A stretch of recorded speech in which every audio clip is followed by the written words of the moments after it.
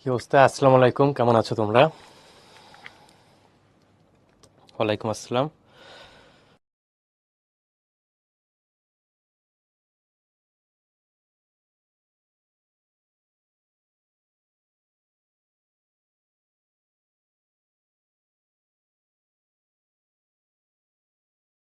আচ্ছা, লেকচার 27 থেকে 29 লেকচার আগেরগুলো করা না থাকলে তো আসলে একটু অসুবিধা। তারপরও ক্লাসটা দেখো, তারপরে যদি বাকি তো বুঝতে অসুবিধা হয় আগের লেকচারগুলো আগে দেখে এসো। আচ্ছা, আমি তোমাদের সাথে এসএএম তামিম আছি, বুয়েট থেকে 24-25 সেশনে। তো নিউট্রিয়ান মেকানিক্স চলতেছে। আজকে যে টপিকটা, আজকে মূলত কৌণিক ভরবেগ নিয়ে আলোচনা করব। আচ্ছা, আগের দিনের একটা এইচডাব্লিউ ছিল, এটা কি তোমাদের করায় দেওয়া হয়েছিল?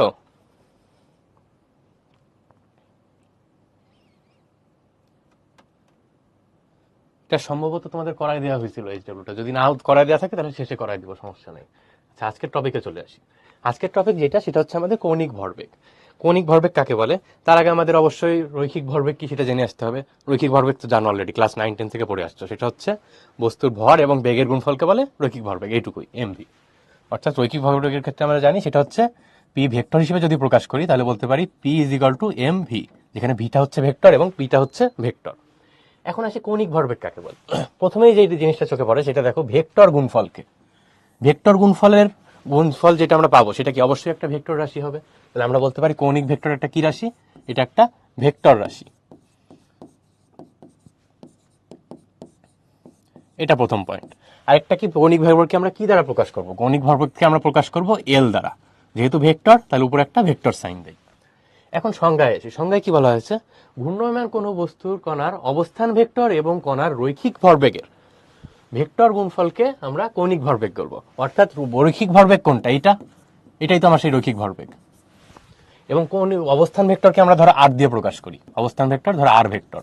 তাহলে আমরা এখান থেকে বলতে পারি কি, এল অথবা কৌণিক ভরবেগ সেটা সমান কি, আর ক্রস পি। আর আগে, পি পরে। আমরা এখান থেকে বলতে পারি এল কৌণিক ভরবেগ ইজ ইকাল টু হচ্ছে আমার অবস্থান ভেক্টর ক্রস রৈখিক ভরবেগ। এখানে সেগুলাই বলা আছে। আচ্ছা, এটার আগে আমি এটা নিয়ে আগে একটু ডিসকাস করে আসি। কেবল যেটা দেখলাম সেটা হচ্ছে এল ইজ ইকাল টু হচ্ছে আমাদের আর ক্রস পি। এখন একটা জিনিস আগে আপাতত মনে রাখো, এটা একটু পরে এক্সপ্লেন করতেছি। সেটা হচ্ছে কৌণিক ভরবেগ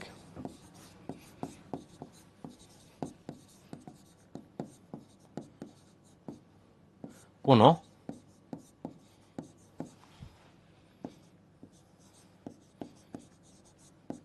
প্রসঙ্গ বিন্দুর সাপেক্ষে নির্ণয় করা হয়।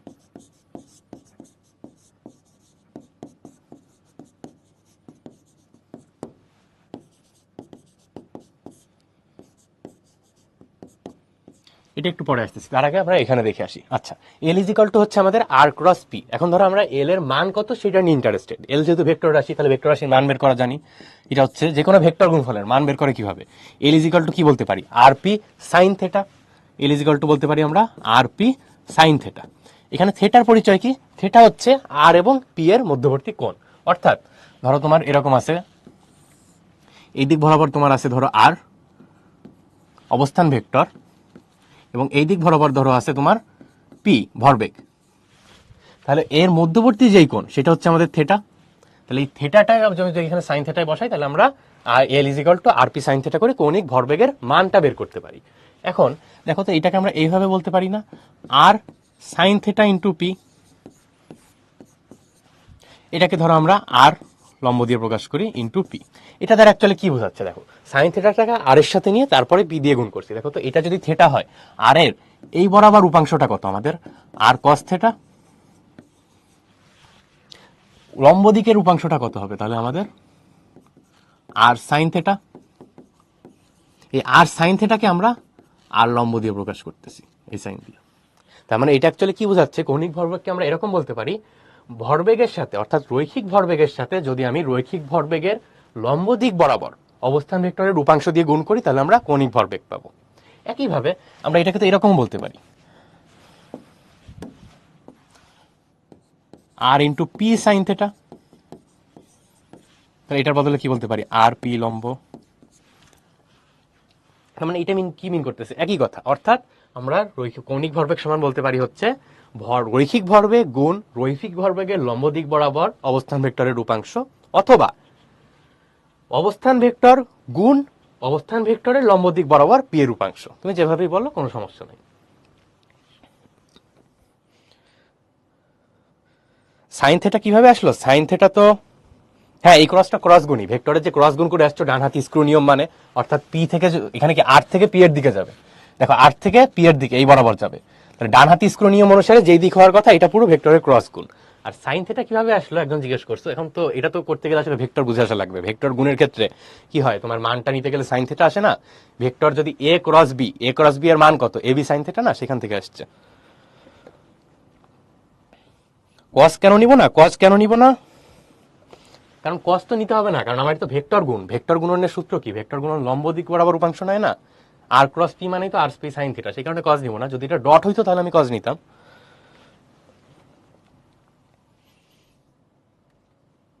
আচ্ছা, একটু যদি ক্লিয়ার থাকে, এরপর আসি হচ্ছে একটা নিয়ম, অর্থাৎ সুতরাং সোজা কথা হচ্ছে আমরা একটা পাইলাম হচ্ছে এইভাবে করে, সেটা হচ্ছে এল ইজ ইকুয়াল টু বলতে পারি আমি আর ক্রস পি।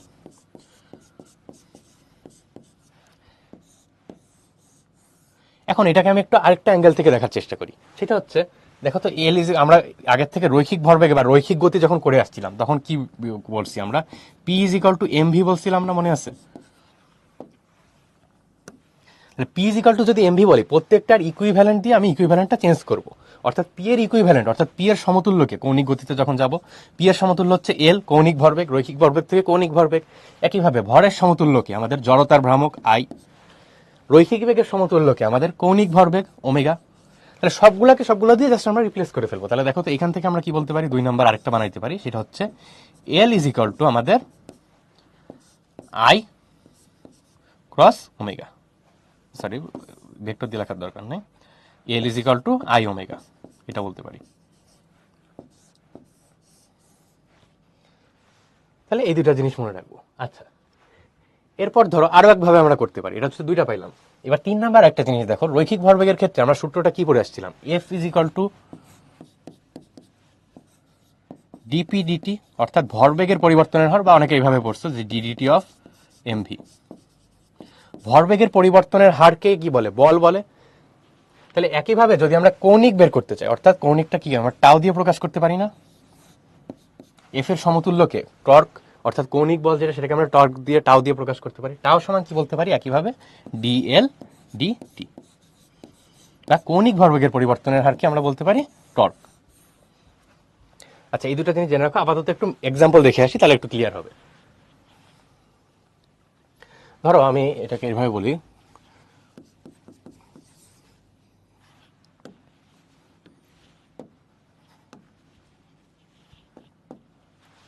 কোনো বস্তুর অবস্থান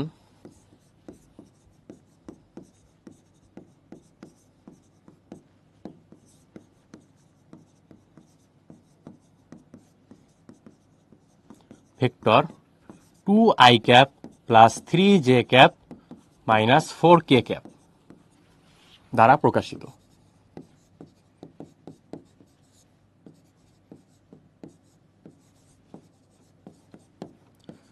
বস্তুর ভর 2 কেজি এবং বেগ 2i cap minus 3j cap plus 5k cap হলে এর কৌণিক ভরবেগ কত? কৌণিক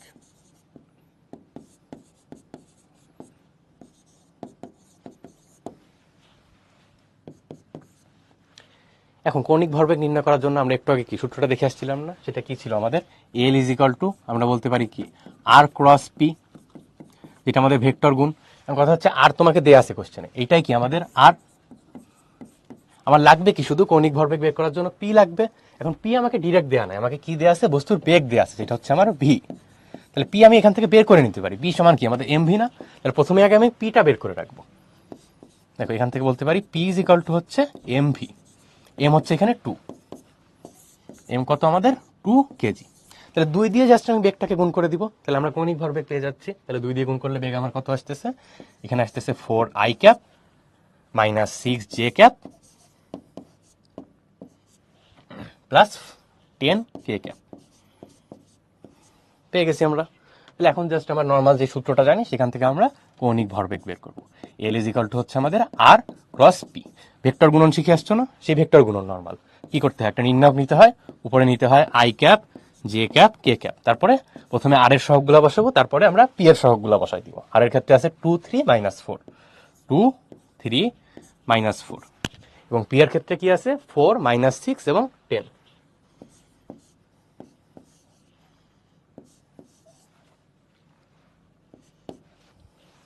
এটা করলে এটা নিজেরা বাসায় বাকিটুক করো, যদি এই ভেক্টর গুণনটা করো তাহলে যেটা আসবে সেটাই হচ্ছে আমাদের অ্যান্সার। এটুক বুঝছো? 66.39 নিলে হবে না, কিন্তু তোমাকে কিন্তু এখানে কোথাও বলা নাই যে কৌণিক ভরবেগের মান বের করো। তোমার কাছে কৌণিক ভরবেগ চাইছে এবং ভেক্টর গুলা দেয়া আছে, তাহলে অ্যান্সারটা অবশ্যই ভেক্টর হিসেবে রাখবা। এখান থেকে যে ভেক্টরটা পাবা সেইটা তুমি এবি সাইন থিটা করে শুধু মান নির্ণয় করলে কিন্তু হবে না এখানে।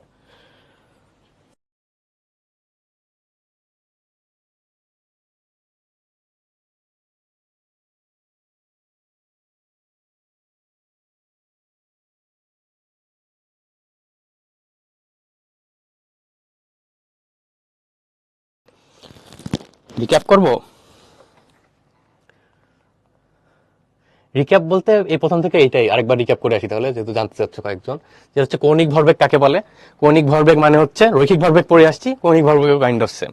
কৌণিক ভরবেগ কি, রৈখিক ভরবেগের সাথে যদি আমরা অবস্থান ভেক্টর গুণ করে দিই তাহলে কি আমরা কৌণিক ভরবেগ পেয়ে যাব। কিভাবে গুণ করব, ভেক্টর গুণ করব, আগে থাকবে অবস্থান ভেক্টর, পরে থাকবে আমাদের রৈখিক ভরবেগ। তাহলে কৌণিক ভরবেগ সমান হচ্ছে অবস্থান ভেক্টর ক্রস রৈখিক ভরবেগ, ভেক্টর হিসেবে নিব।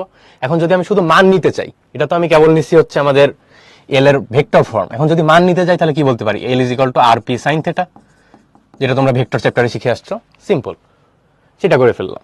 এখন এটা হচ্ছে একটা ওয়েতে আমি বের করলাম। আরেকটা ওয়েতে কি বলতে পারি আমি একইভাবে, পি ইজ ইকাল টু হচ্ছে কি আমাদের এমভি।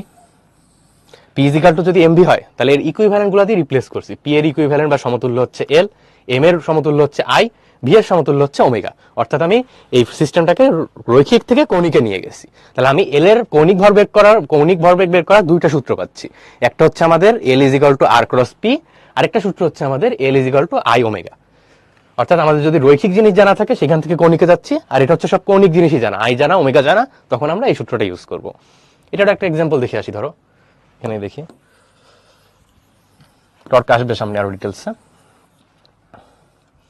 যদি এর এক্সাম্পল দেখতে চাই, ধরো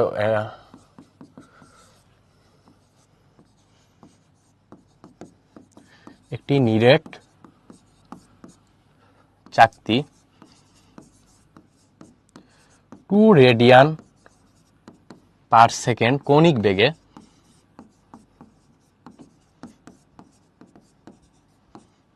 কেন্দ্রগামী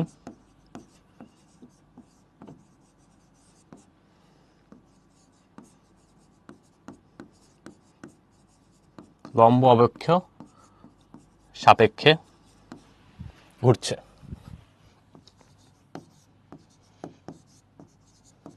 ধরো ভর দেয়া আছে সাথে, চাকতির ভর, যেটা ধরো আমাকে বলা আছে M is equal to 5 KG, এবং ব্যাসার্ধ ধরো তোমাকে দেয়া আছে, ব্যাসার্ধ বলা আছে আর ইজ ইকাল টু ধরো 1 মিটার। জাস্ট এক্সাম্পল দিচ্ছি। তাহলে এবার বললাম এর চাকতিটার কৌণিক ভরবেগ কত।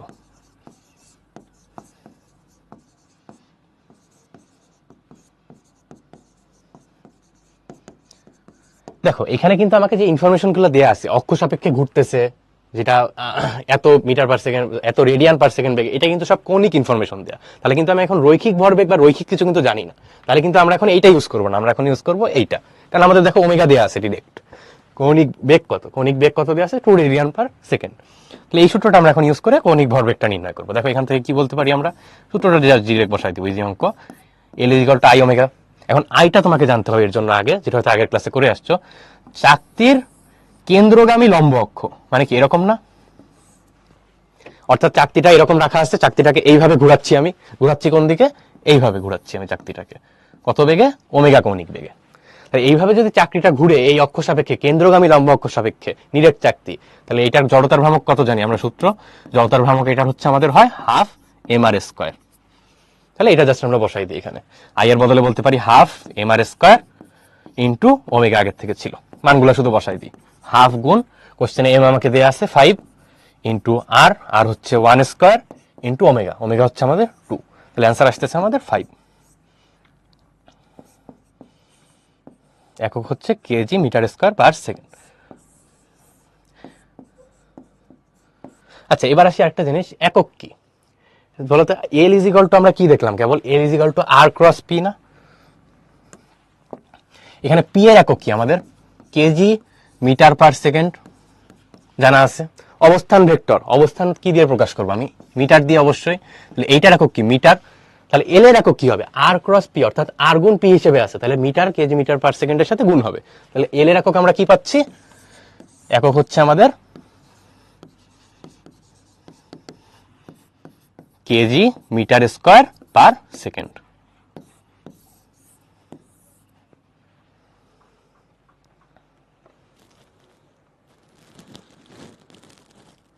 না, এল ইজিক্যাল টু আরপি তো নিব না, কারণ লাস্ট যে অঙ্কটা দেখাইছি এখানে এল ইজিক্যাল টু আরপি নিয়ে তো লাভ নাই, কারণ এখানে তোমাকে কৌণিক জিনিস দিয়া, তার জন্য তোমাকে এল ইজিক্যাল টু আরপি যখন ব্যবহার করব তখন তো তোমাকে পি জানতে হবে আগের থেকে, রৈখিক ভরবেগ, যেটা তো জানি না। আর এই আর এবং আরপি এর যে আর, সেটার মধ্যেও কিন্তু পার্থক্য আছে। এই আর কিন্তু ব্যাসার্ধ, আর এখানে যে আমি আর লিখছি এল is equal to R plus P, এই আর কিন্তু আমার অবস্থান ভেক্টর। ব্যাসার্ধ আর অবস্থান ভেক্টরের মধ্যে কিন্তু পার্থক্য আছে।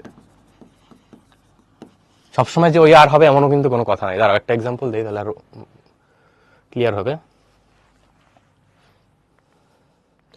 এখানেই দেই, ধরো একটা আমাকে প্রসঙ্গ কাঠামো দেওয়া আছে, এটা হচ্ছে এরকম ধরো চিত্র দেওয়া আছে, এটা হচ্ছে আমাকে মূল বিন্দু।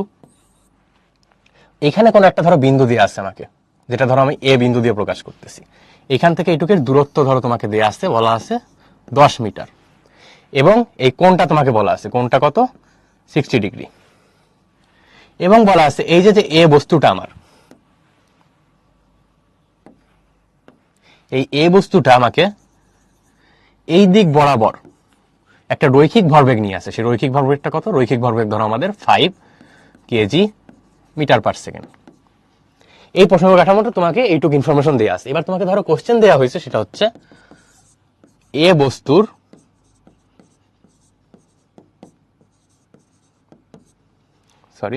কৌণিক ভরবেগ কত?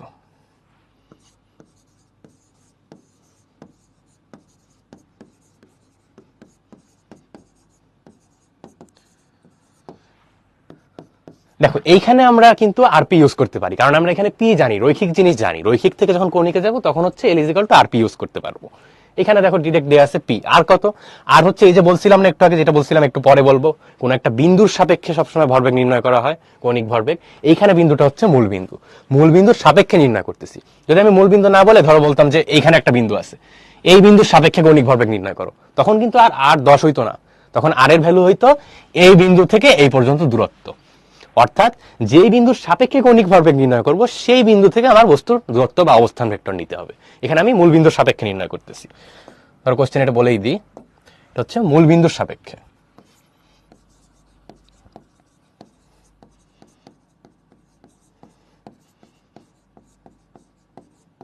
এইটা হচ্ছে আমার সেই প্রসঙ্গ বিন্দু বা মূল বিন্দু। তাহলে মূল বিন্দুর সাপেক্ষে যদি আমি কৌণিক ভরবেগ নির্ণয় করতে চাই, তাহলে মূল বিন্দু থেকে এটার অবস্থান ভেক্টর বা দূরত্ব নিতে হবে। এখান থেকে এটার দূরত্ব কত? এই যে দেখো তো, এই বরাবর না, মূল বিন্দু থেকে ওইদিকে আর কত আমাদের? তাহলে 10 মিটার। কৌণিক ভরবেগ পি দেওয়া আছে কেজি মিটার পার সেকেন্ড। তাহলে সূত্রটা এবার আমরা জানি, এল ইজ ইকুয়াল টু কি আমাদের? আর ক্রস পি। এখন ভেক্টর ফরম্যাটে তোমাকে দেখো ইনফরমেশনগুলো দেওয়া নাই, তাহলে ভেক্টরে নিব না, আমি জাস্ট স্কেলার হিসেবেই করি। তাহলে স্কেলার হিসেবে যদি মান নির্ণয় করি, এল ইজ ইকুয়াল টু বলতে পারি আমরা আর পি সাইন থেটা। আর এর মান হচ্ছে 10, পি এর মান হচ্ছে 5, থেটার মান কত? দেখো তো, এই দিক বরাবর আছে পি, এই দিক আরটাকে যদি আমি বর্ধিত করি, ব্যাসার্ধ বা অবস্থান ভেক্টরটাকে যদি আমি বর্ধিত করি এই বরাবর, তাহলে দেখো তো এই আর এবং পি এর মধ্যে কোণ কত? 60 ডিগ্রি থাকতেছে না? এটা হচ্ছে আর, এটা হচ্ছে পি, 60 ডিগ্রি থাকতেছে, এটা তো সমান। তাহলে এখান থেকে বলতে পারি ইন্টু সাইন 60 ডিগ্রি। এটা করলে খুব সম্ভবত আসবে 25√3। একক হবে, একটু আগে বলে আসছি, KG metre square per second.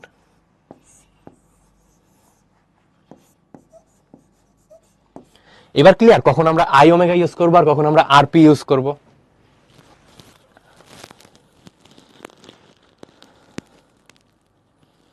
না না, পি এর পরে আর দিলে হবে না, কারণ জানো না ভেক্টর, একজন জিজ্ঞেস করছো যে মানে ক্রস গুণফল যে করা হয় আর পি এর জায়গায় পি আর লিখলে হবে কিনা। পি আর লিখলে কিন্তু হবে না, কারণ ক্রস গুণফলের ক্ষেত্রে আমরা কিন্তু জানি দিক ম্যাটার করে। আর cross P R P cross আর দুইটা কিন্তু সমান না, এখানে কিন্তু আর ক্রস পি করতে হবে অবশ্যই।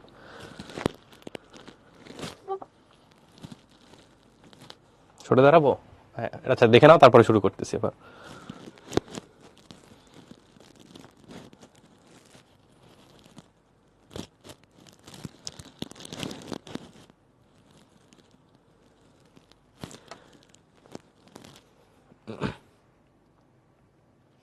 আচ্ছা, একজন জিজ্ঞেস করছো যে দিক কিভাবে নির্ণয় করতে হবে। দিক সাধারণত তোমাকে কৌণিক ভরবেগের দিক নির্ণয় করতে বলে না ইন কেস, তারপরে যদি দিক নির্ণয় করতে হয় সেই তোমার ভেক্টরের ডান হাতি নিয়ম পড়ে আসছো না, ভেক্টর গুণফলের, সেইটা এখানে কি আর ক্রস পি, ভেক্টর গুণফলের ডান হাতি নিয়ম, এই যেভাবে দেখো না, আর থেকে পি এর দিকে যাইতে হবে। তাহলে এটা কি যাবে আমার, অবশ্যই এখান থেকে আর থেকে পি এর দিকে, তাহলে এটা যাবে অবশ্যই আমার বোর্ডের ভিতরের দিকে। তাহলে এখানে কৌণিক ভরবেগেরটা দিক কোনটা হবে, আমার বোর্ডের ভিতরের দিকে, অর্থাৎ আর থেকে পি এর দিকে আমি ভেক্টর গুণন করছি। তাহলে ডান হাতি স্ক্রু নিয়ম অনুসারে দেখো এটার দিক হবে ভিতরের দিকে, কিন্তু সাধারণত দিক চায় না তোমাকে কোশ্চেনে। না, এই চ্যাপ্টার শেষ হবে না, আরেকটু বাকি থাকবে।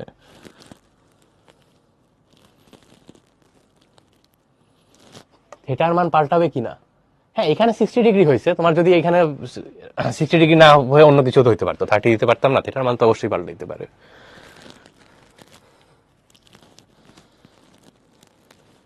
আচ্ছা, এটা যদি ক্লিয়ার হয় তারপরের টপিকে যাব।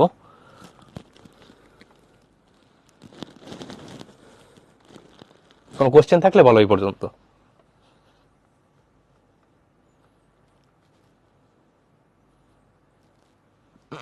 আচ্ছা ওকে,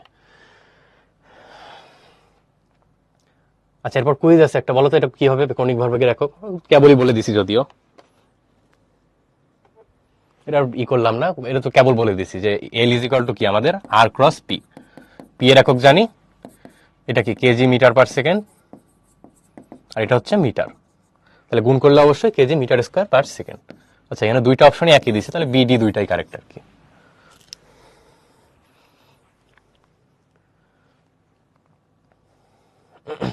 আচ্ছা এটা হচ্ছে একটু আগে যে বলে আসছিলাম, আরেকবার রিপিট করতেছি, তারপর আরেকটু আগাবো। সেটা হচ্ছে বলের ক্ষেত্রে আমরা কি জানি, যখন আমরা রৈখিক বল নিয়ে কাজ করছিলাম, এফ ইজ ইকুয়াল টু আমরা কি বলতে পারি, ডিডিটি অফ পি, এইভাবেও লেখে অনেকে, অনেকে আবার এমভি দিয়েও তুমি লিখতে পারো চাইলে, ডিডিটি অফ এমভি। এটা মানে কি বোঝাচ্ছে, রৈখিক ভরবেগের পরিবর্তনের হারকে বল বলে। তাহলে ইকুইভ্যালেন্ট জিনিস দিয়ে আমি চেঞ্জ করব, যদি আমার রৈখিক গতির ক্ষেত্রে যদি যেটাকে বল বলে, কৌণিক গতির ক্ষেত্রে সেটাকে আমরা বলবো টর্ক। তাহলে বলের বদলে আমি লিখতে পারি টর্ক, তাহলে বলের বদলে আমি লিখবো হচ্ছে টাও বা টর্ক। টাও সমান হচ্ছে ডিডিটি একই থাকবে, কারণ কৌণিক রৈখিক দুই জায়গায় সময় তো চেঞ্জ হয় না, তাহলে টি একই থাকবে, চলো ডিডিটি। পি এর বদলে আমি লিখবো এখন এল, রৈখিক ভরবেগের জায়গায় কৌণিক ভরবেগ, ডিডিটি অফ এল। তাহলে ক্লিয়ার, এটাকে আমি বলতে পারি tau vector is equal to DDT of L, অর্থাৎ কৌণিক ভরবেগের পরিবর্তনের হারকে আমরা টর্ক বলে। কৌণিক ভরবেগের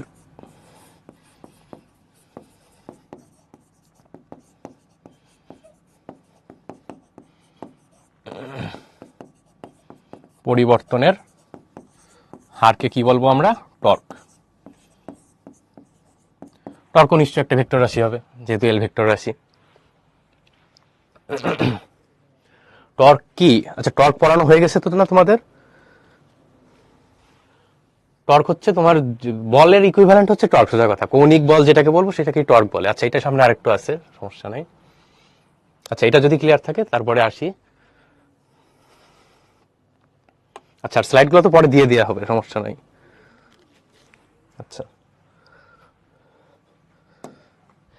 এরপরে আরেকটা জিনিস আসবো, সেটা হচ্ছে আগে বলে আসি, সেটা হচ্ছে কাইন্ড অফ নিউটনের লয়ের সাথে সামঞ্জস্যপূর্ণ। সেটা হচ্ছে একটু আগে যেটা দেখা আসলাম, সেটা হচ্ছে টাও ইজ ইকুয়াল টু আমাদের ডিডিটি অফ এল।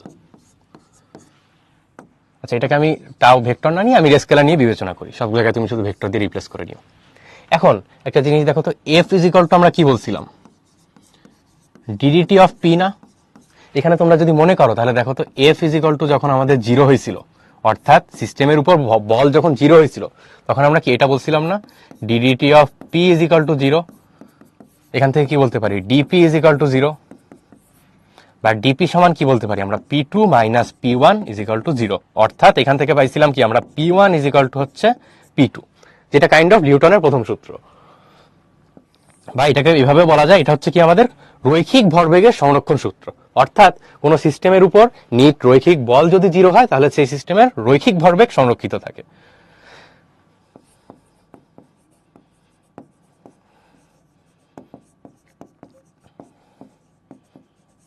রৈখিক ভরবেগ সংরক্ষণ। একইভাবে আমরা এটার কৌণিক ভরবেগের ক্ষেত্রেও করতে পারি। দেখো তো, যখন আমরা যদি এরকম বলতে পারি না, এটার বদলে আমি ধরো বললাম যখন টাউ ইজ ইকাল টু 0, তখন কি হইতে পারে? যখন টাউ ইজ ইকাল টু 0, তাহলে কি বলতে পারি, DDT of L is equal two 0। তখন ডিটি অফ এল যদি 0 হয়, তার মানে আমরা বলতে পারি ডিএল সমান হচ্ছে 0। অথবা ডিএল মানে কি, আমার কৌণিক ভরবেগের পরিবর্তন, মানে L2 minus L1 is equal two হচ্ছে 0। তাহলে L1 ইজ ইকাল টু কি বলতে পারি আমরা, L2। সাইডে লিখি, এখান থেকে আমরা বলতে পারি L1 সমান হচ্ছে L2। এটাকে আমরা কি বলবো, কৌণিক ভরবেগের সংরক্ষণ সূত্র। এই কৌণিক ভরবেগের সংরক্ষণ সূত্র কখন হবে, যখন সেই সিস্টেমের উপর টর্ক শূন্য হবে, নিট টর্ক শূন্য হবে। অর্থাৎ সেই সিস্টেমের উপর কোনো কৌণিক বল প্রয়োগ করা হবে না। যদি বল প্রয়োগ করা হয়, তখন কিন্তু আবার এটা মানবে না। যদি সিস্টেমের উপর টর্ক শূন্য হয়, তখন এই কৌণিক ভরবেগের সংরক্ষণ সূত্র মেনে চলবে। এটাকে বলবো আমরা কৌণিক ভরবেগের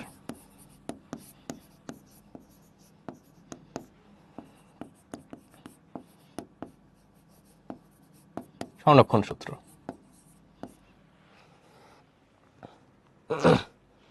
আবার একটু বলবো, আচ্ছা একটু দেখে নাও, আবার রিক্যাপ করি। সেটা হচ্ছে, বল কাকে বলে? বল হচ্ছে রৈখিক ভরবেগের পরিবর্তনের হার।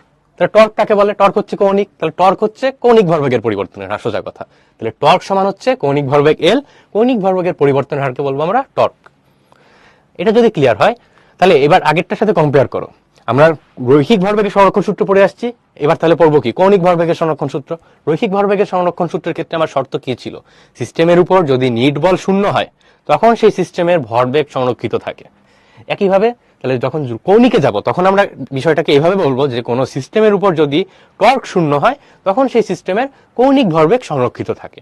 অর্থাৎ আমরা ম্যাথমেটিক্যালিও দেখাইছি, সেটা হচ্ছে যখন আমাদের টাউ হবে 0, তখন আমরা বলতে পারি L1 is equal two L2। অর্থাৎ কোনো সংঘর্ষ হোক বা নড়াচড়া হোক, যা খুশি হোক, আগে যেই ভরবেগ থাকবে সিস্টেমের উপর কোনো যদি টর্ক প্রয়োগ না করা হয়, তাহলে আগের ভরবেগ এবং পরের ভরবেগের মধ্যে কোনো চেঞ্জ হবে না।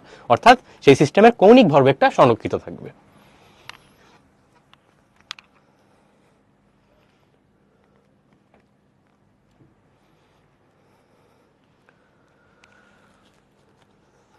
আচ্ছা, এইটুক তোলা হয়ে গেছে? এটুক কি ক্লিয়ার সবার? এটুক যদি থাকে, তাহলে এরপর ম্যাথের এক্সাম্পলে যাই।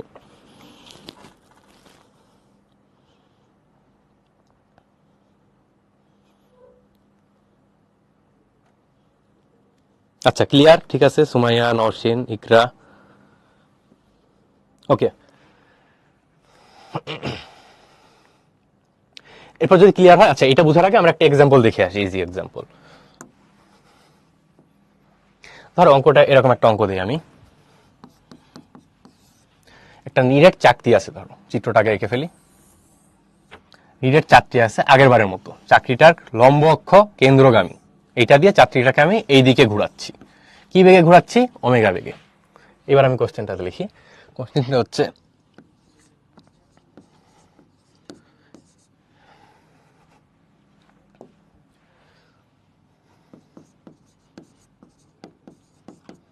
একটি নিরেট চাকতি যার ব্যাসার্ধ 2 মিটার, কেন্দ্রগামী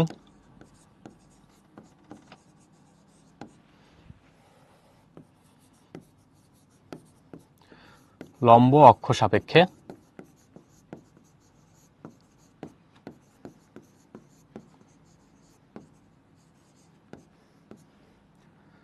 5 রেডিয়ান পার সেকেন্ড কৌণিক বেগে ঘুরছে।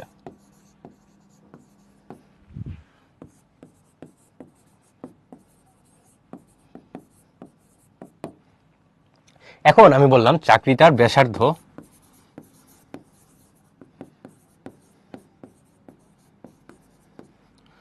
সংকুচিত করে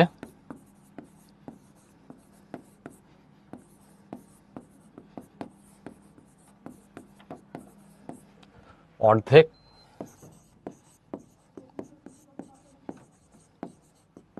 করে দেওয়া হলে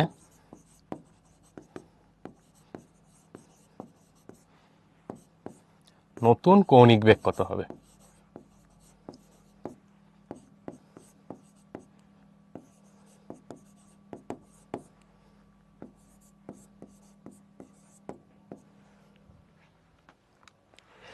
আচ্ছা, একটা জিনিস দেখো, চাকতিটাকে আমি শুধু সংকুচিত করে অর্ধেক করে দিছি। তো সংকুচিত করে অর্ধেক করা মানে কি? চাকতিটা কিন্তু আমি কেটে ফেলাইনি। তাহলে প্রথম পয়েন্ট হচ্ছে ভর একই থাকবে, শুধুমাত্র সংকুচিত করে ব্যাসার্ধ আমি চেঞ্জ করে দিছি। আরেকটা পয়েন্ট হচ্ছে চাকতির উপর কিন্তু আমি বাইরে থেকে কোনো বল প্রয়োগ করি নাই, শুধু চাকতিটাকে আমি ছোট করে দিছি। তার মানে টর্ক কি? এখানে বাইরে থেকে শূন্য, বলও শূন্য। যেহেতু টর্ক শূন্য, তাহলে এখানে কি হবে? অবশ্যই কৌণিক ভরবেগ সংরক্ষিত থাকবে।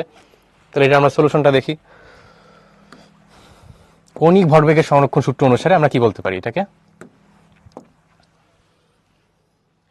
L1 ইজ ইকাল টু হচ্ছে L2, অর্থাৎ সংকুচিত করার আগে এবং পরে আমার কি কৌণিক ভরবেগ একই থাকবে। আমরা সূত্র কি জানি? আমাকে দেখো, আমরা আবার দেখো আরেকটা জিনিস, আরপি ইউজ করব নাকি আই ওমেগা ইউজ করব? দেখো এখানে কিন্তু কৌণিক বেগ নিয়ে কথা বলছে, তাহলে আমরা অবশ্যই কোনটা ইউজ করব? আই ওমেগা ইউজ করব। তাহলে এটার বদলে আমরা বলতে পারি I1 ওমেগা 1, অর্থাৎ আগের জড়তার ভ্রামক গুণ আগের কৌণিক বেগ সমান সমান হচ্ছে I2 ওমেগা 2। এখন আই কি? আমরা এই চাকতির ক্ষেত্রে কি জানি? যদি কেন্দ্রগামী লম্ব অক্ষ হয় তাহলে আই হচ্ছে আমাদের হাফ এম আর স্কয়ার।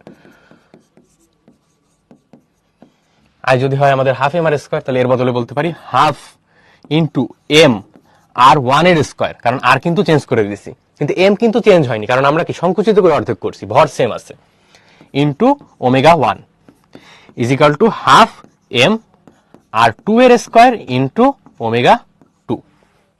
দেখো তো এই পাশ থেকে হাফ এম কেটে যাচ্ছে, এই পাশ থেকে হাফ এম কেটে যাচ্ছে, তাহলে থাকতেছে কি আমার R 1 square omega 1 is equal to R 2 square omega 2। আরেকটা জিনিস দেখো, আমি ব্যাসার্ধকে কি করে দিয়েছিলাম? অর্ধেক করে দিয়েছিলাম। তাহলে কি আমরা এটা বলতে পারি না R 2 is equal to R 1 by 2? কারণ ব্যাসার্ধ অর্ধেক করে দিছি, তাহলে সেটা আমি বসাই দিই। এর বদলে লিখতে পারি আর 1 বাই 2 তার হোল স্কয়ার ইন্টু ওমেগা 2। দেখো আর 1 স্কয়ার কেটে যাচ্ছে, তাহলে আমার থাকতেছে কি, এখান থেকে যদি ক্যালকুলেশন করো দেখবা ওমেগা 2 ইজ ইকাল টু থাকবে আমাদের 4 ওমেগা 1, অর্থাৎ ব্যাসার্ধ অর্ধেক করার কারণে কৌণিক বেগ আমার বেড়ে গেছে 4 গুণ। তাহলে মানটা বসাই দিই। আগে কৌণিক বেগ কত ছিল আমার? কৌণিক বেগ আগে ছিল হচ্ছে 5 রেডিয়ান পার সেকেন্ড। তাহলে নতুন কৌণিক বেগ কত হবে? 4 গুণ 5 ইজ ইকাল টু আমাদের 20 রেডিয়ান পার সেকেন্ড।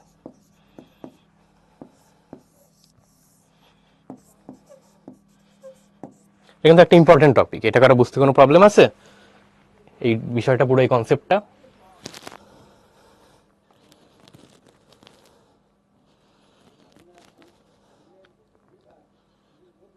না, চাকতি সংকুচিত করলে মানে জাস্ট আমি এমন ভাবে সংকুচিত করছি যে বাহ্যিক বলটা জাস্ট চাকতিতে আমি সংকুচিত করতে ব্যবহার করছি, আমি তোমার ঘুরাচ্ছি না, সোজা কথা। টর্কের কারণে হচ্ছে ঘুরে, আমি এমন কোনো বল প্রয়োগ করিনি যার কারণে এটা ঘুরতেছে, সেই কারণে টর্ক শূন্য।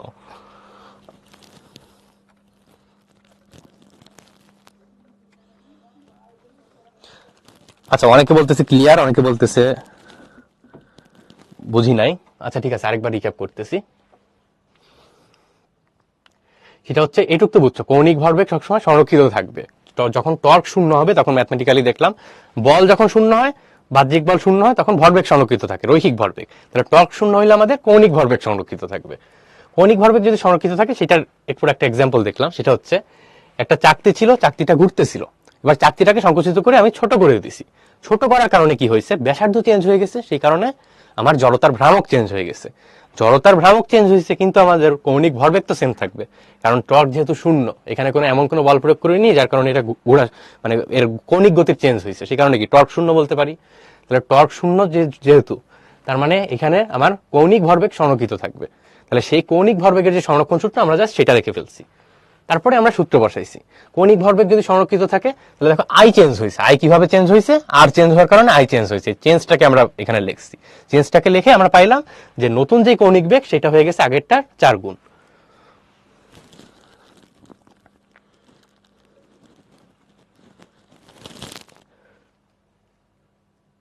অ্যান্সারের 5 নাম্বার লাইন, 1 2 3 4 5 নাম্বার লাইনে তো এটা লিখছি যে সংকুচিত করে ব্যাসার্ধ অর্ধেক করে দেওয়া হয়েছে, সেটা লিখছি যে R2 = R1/2।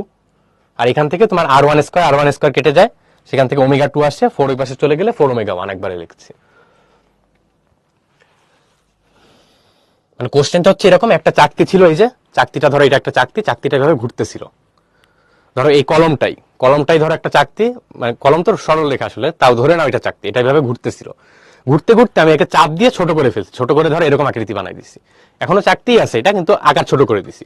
এখন ছোট করার কারণে কি হবে, এটা জোরে ঘোরা শুরু করবে। এই জোরে কত জোরে ঘুরবে সেটা আমাকে এখন নির্ণয় করতে বলছে, সেটা করছি।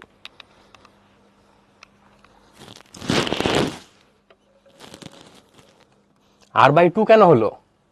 এই যে ব্যাসার্ধ অর্ধেক করে দেওয়া হয়েছে, এই কারণে R/2 হয়েছে। এই যে ব্যাসার্ধ অর্ধেক করছে, তাহলে R/2 হবে না? বাহ্যিক বল বলতে বোঝাচ্ছি বাহ্যিক বলের কারণে যেটা কৌণিক গতি শুরু করছে, সেই বল কোনো প্রয়োগ করা হয়নি। বাহ্যিক বল সংকুচিত করতে প্রয়োগ করা হোক, সমস্যা নাই। আমার গতি চেঞ্জ করে এমন কোনো বল প্রয়োগ করা হয়েছে কিনা।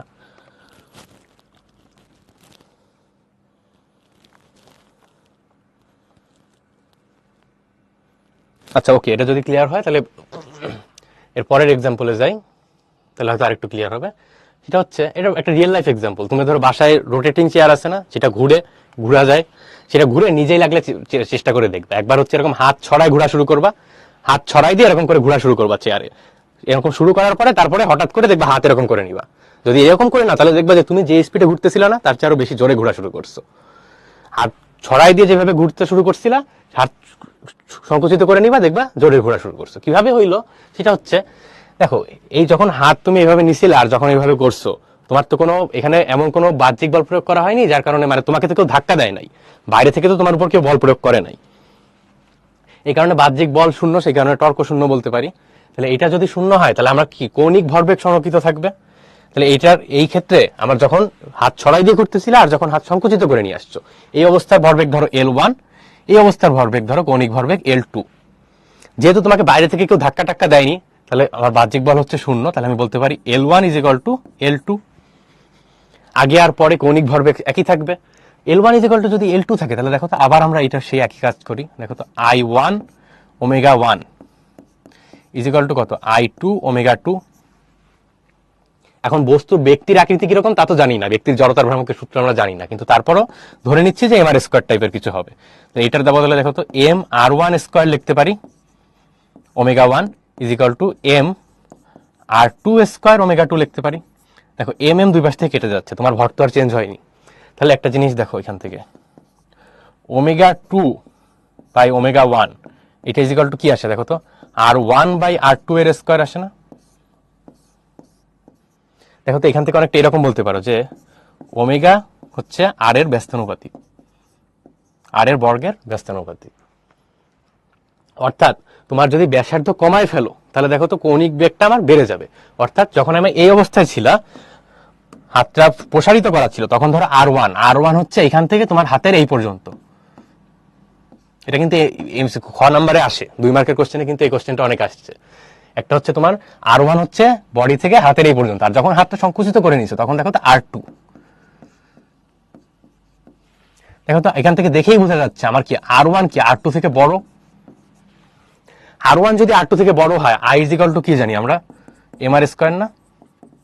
একই জিনিস আলাদাভাবে বলতেছি, mr² বলতে পারি। তাহলে আর যদি বেশি হয়, আইও কি বেশি হবে।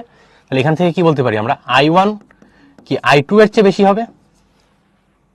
একটা জিনিস দেখো তো, যখন আমার ভরবেগ সংরক্ষিত থাকে, তার মানে কি L = বলতে পারি কি আমরা কনস্ট্যান্ট। L = মানেই কি আমার I ওমেগা সমান যদি কনস্ট্যান্ট হয়, তার মানে I সমান কি আমাদের, সরি ওমেগা লিখি, ওমেগা সমান কি বলতে পারি, কনস্ট্যান্ট বাই I। অর্থাৎ ওমেগা কি I এর ব্যস্তানুপাতিক না? দেখো I হচ্ছে ব্যাসার্ধের বর্গের সমানুপাতিক, কিন্তু ওমেগা কিন্তু I এর ব্যস্তানুপাতিক হয়ে যাচ্ছে যখন কৌণিক ভরবেগ সংরক্ষিত থাকে। তাহলে এখানে যদি I1 যদি I2 এর চেয়ে বড় হয়, তার মানে ওমেগার ক্ষেত্রে কি বিষয়টা উল্টে যাবে না, ω1 কি হয়ে যাবে, ω2 থেকে ছোট। তার মানে এখান থেকে বলতে পারি ω2 > ω1। এই জিনিসটাই তোমাকে যে উপরে বলা আছে। অর্থাৎ তুমি যখন এই হাতটা সংকুচিত করতেছো কিংবা কোনো কারণে ব্যাসার্ধ কমাই দিচ্ছ, কোনো ঘূর্ণনগ্রস্ত বস্তুর ব্যাসার্ধ কমাই দিলে জড়তার ভ্রামক কমে যাচ্ছে। জড়তার ভ্রামক কমে যাওয়ার কারণে তোমার কৌণিক ভরবেগ বা কৌণিক গতি বেড়ে যাচ্ছে।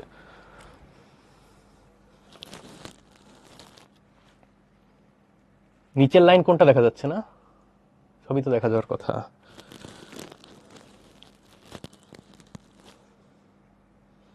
কেন হয় এমন? ওই যেটা বললাম যে কৌণিক ভরবেগ তোমার সংরক্ষিত থাকতেছে।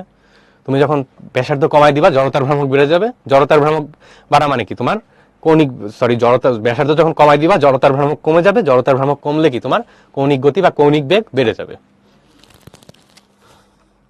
এটুকু কি ক্লিয়ার?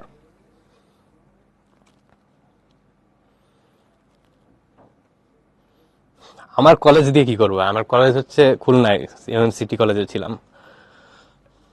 টর্ক কখন জিরো হয়, বল কখন জিরো হয়, এটা সবচেয়ে একজন জিজ্ঞেস করছে টর্ক কখন জিরো হয়।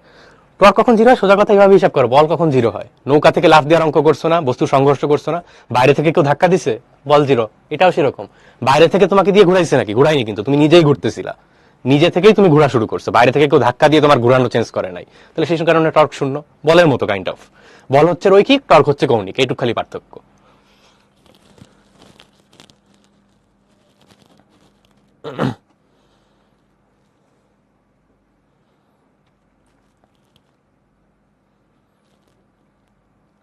ওইটাই, যদি তোমার টর্ক শূন্য হয় তখন কৌণিক ভরবেগ সংরক্ষিত থাকবে। এটা সোজা এক্সপ্লেনেশন হচ্ছে তোমার যদি ব্যাসার্ধ কমাই দাও তখন তোমার কৌণিক বেগ বেড়ে যাবে। আচ্ছা,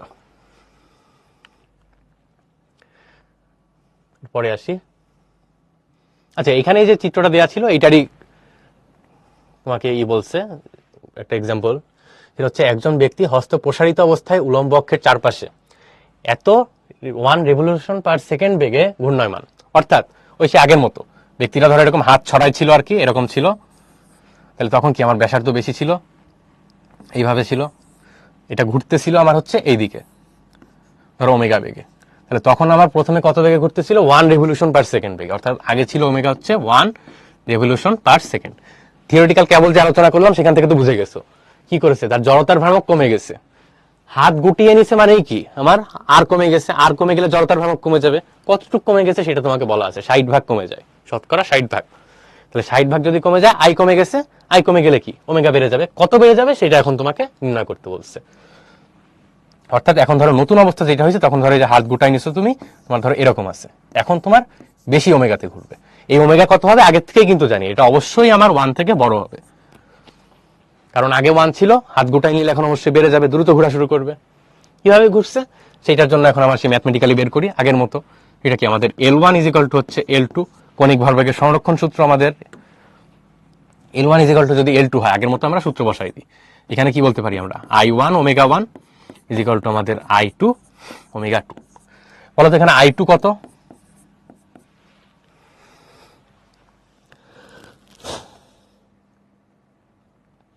আচ্ছা, এই ম্যাথটা করে তারপর নামাজের ব্রেক দিচ্ছি।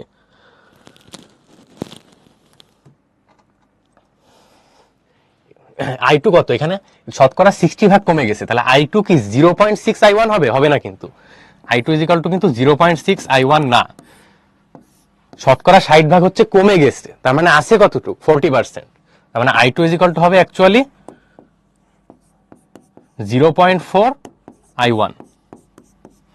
তাহলে এইবার শুধু এবার এখানে মানগুলো বসাই দিব। I1 ω1, ω1 কোশ্চেনে কত দেওয়া ছিল? 1 দেওয়া ছিল তোমাকে। I2 কত? I2 হচ্ছে 0.4 I1, যেহেতু 60 ভাগ হচ্ছে কমে গেছে, ইন্টু ω2। দেখো I1 কেটে যাচ্ছে, এখান থেকে ω2 থাকতেছে কত আমাদের? 1/0.4, যেটা করলে আসতেছে আমাদের 2.5 রেডিয়ান পার, সরি রেডিয়ান না, এখানে রেভলিউশন এককে ছিল, রেভলিউশন/সেকেন্ড। এটা হচ্ছে আমাদের ফাইনাল অ্যান্সার। আচ্ছা, নামাজের ব্রেক এখন 10 মিনিট ব্রেক থাক, তারপরে আবার শুরু করব।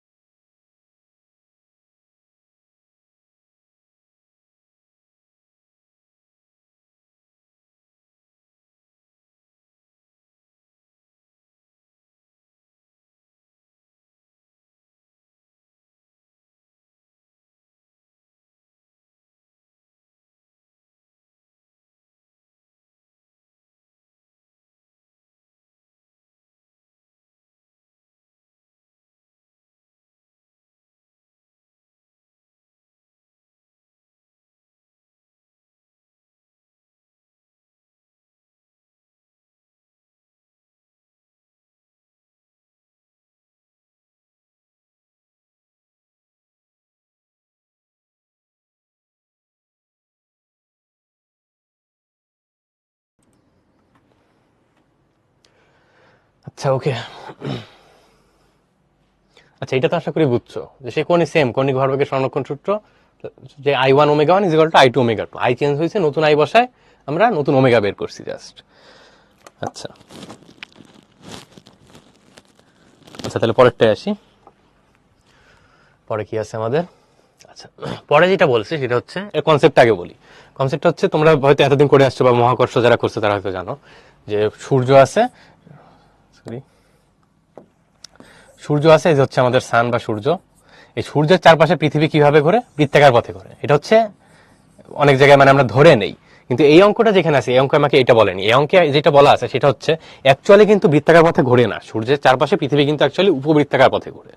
উপবৃত্তাকার পথে ঘুরলে কিরকম হয় বিষয়টা, এই যে একটা উপবৃত্ত উপবৃত্তাকার পথে ঘুরতেছে, মাঝখানে ধরো এই যে সূর্য আছে, পৃথিবী এই উপবৃত্তাকার পথে এই দিক বরাবর ঘুরতেছে। এই যে মনে করো আমাদের সেই পৃথিবী। এখন ঘুরলে বিষয়টা কি হচ্ছে দেখো, উপবৃত্তাকার পথে যখন ঘুরতেছে দেখো এই বরাবর দূরত্বটা অনেক বেশি না উপবৃত্তের, আর এই বরাবর দেখো তো দূরত্বটা কম না। এটাকে ধরো R1 দিয়ে প্রকাশ করি, এটাকে ধরো R2 দিয়ে প্রকাশ করি, তাহলে দেখো তো R1 গ্রেটার দেন R2 হচ্ছে।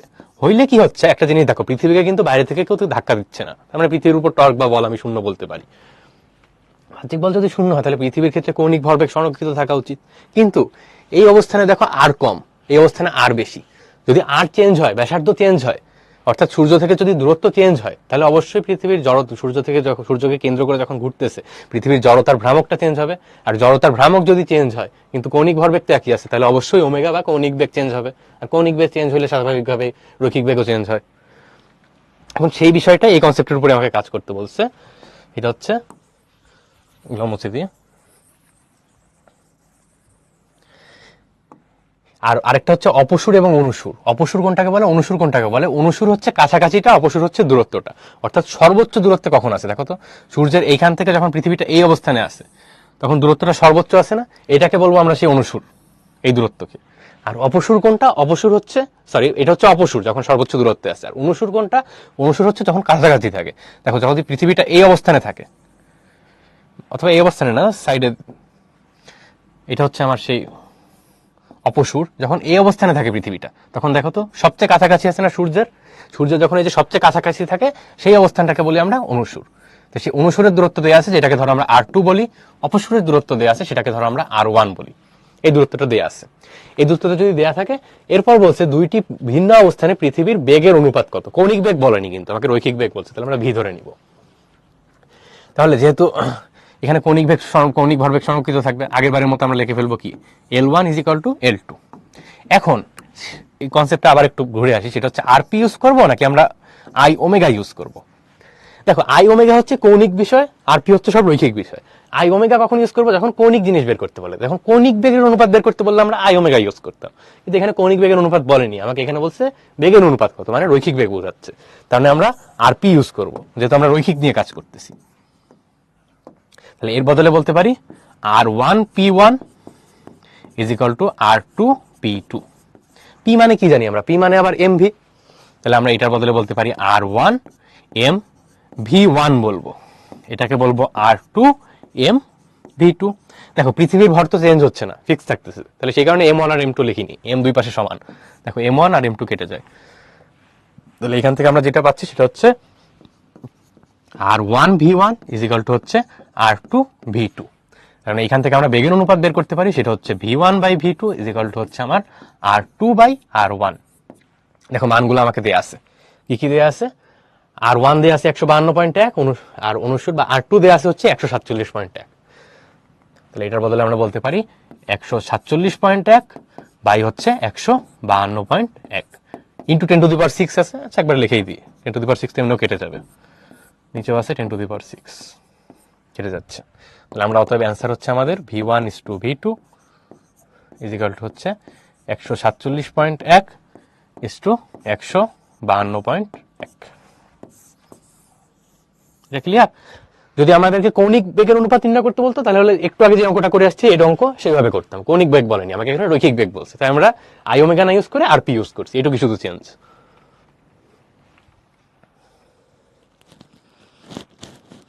না স্কোয়ার হবে না তো, ফাতেমা জিজ্ঞেস করতেছে স্কোয়ার হবে নাকি। আই ওমেগা যখন নিছিলাম তখন হচ্ছে আই এর বদলে এম আর স্কোয়ার দিয়েছিলাম, তখন স্কোয়ার আসছে। এখন তো আই ওমেগা নিয়ে কাজ করতেছি না, এখন তো আরপি নিয়ে করছি, এখানে তো স্কোয়ার আসবে না। আচ্ছা, এটা যেহেতু ক্লিয়ার, তারপরে আসি। প্রথম কোশ্চেনটা বলছে চাকতিটার কৌণিক ভরবেগ নির্ণয় করো। আচ্ছা, এটা অনেকবার করছি, এটা আমি করবো না, এটা নিজেরা করবা, এইচডব্লিউ। পরের কোশ্চেনে আসি। পরে কি বলছে, আচ্ছা একই কোশ্চেনেরই ঘ নাম্বার, কোন ক্ষেত্রে ঘূর্ণনের জন্য কম শক্তির প্রয়োজন হবে? ঘূর্ণন বাদ দাও, তুমি আগে বলো বস্তু গতিশীল করতে কোন ক্ষেত্রে বেশি শক্তির প্রয়োজন হয়। যে এখানে বেশি ওর কৌণিক গতিশক্তি যেখানে বেশি সেখানে বেশি শক্তির প্রয়োজন হবে, কাজ সমান গতিশক্তি, ওরকম কনসেপ্ট। তো এখানেও যার এখানে হচ্ছে ঘুরতেছে, তাহলে যার ঘূর্ণন গতিশক্তি বেশি তার ঘূর্ণনের জন্য বেশি শক্তির প্রয়োজন হয়েছে। তাহলে ঘূর্ণন গতিশক্তি আমরা কি জানি, রৈখিকের সাথে কম্পেয়ার করি। রৈখিক গতিশক্তি সমান কি জানি, KE is equal to half MV square. একইভাবে এখন আমরা ঘূর্ণনের জন্য কাজ করতেছি, তাহলে আমরা রৈখিক থেকে ঘূর্ণনে নিয়ে যাব, ইকুইভ্যালেন্ট জিনিস দিয়ে চেঞ্জ করব, শক্তির জায়গায় শক্তি আসবে, হাফ থাকলো। এম এর ইকুইভ্যালেন্ট কি, আই। ভি এর ইকুইভ্যালেন্ট কি, ওমেগা। তাহলে এটা হচ্ছে আমার সেই ঘূর্ণন, এটা হচ্ছে ঘূর্ণন গতিশক্তি, আর এটা হচ্ছে রৈখিক।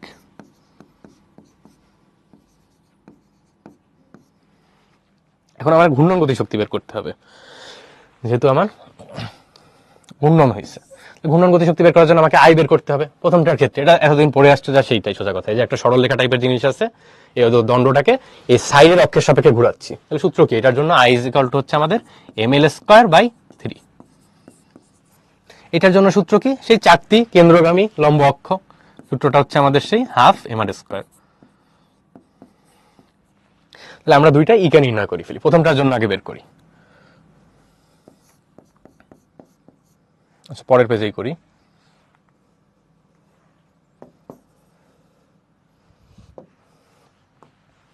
ইকে ওয়ান,